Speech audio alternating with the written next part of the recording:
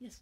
I'm wondering if you can either talk more or point us to some references about how to convince the beneficiaries of ecological services that they should be paying for them, and that we can pay the upland managers for that service.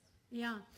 This is the tough piece, and this is where I think the need for clearer land use hydrologic linkage information is key.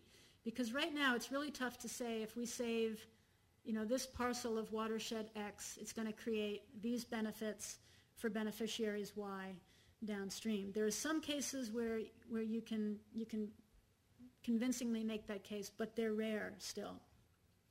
In the Costa Rica example that I mentioned, I was struck by how much of this is based on an assumption that these watersheds will provide these services. The science really wasn't there to document it, nor was the science there to say how much the beneficiaries should pay.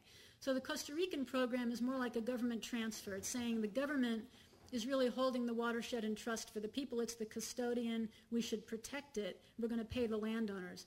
So the actual hydropower companies paying were very small in relation to the total program, similar to the Conservation Reserve program here. But this works best. What we found is that this seems to work best in small watersheds.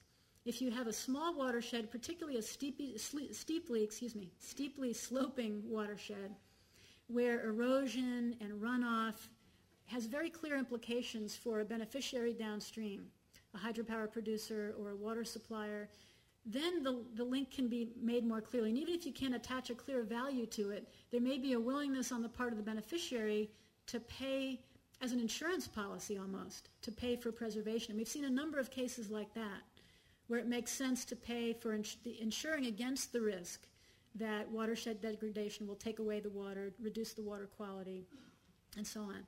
So we need a lot more science in this. I mean, throughout the whole research project we just finished, we were feeling like there's a huge role here for more science, particularly on the land use hydrologic linkages. I think there'll be a great demand for that connection. But your question is a very good one. Thank you.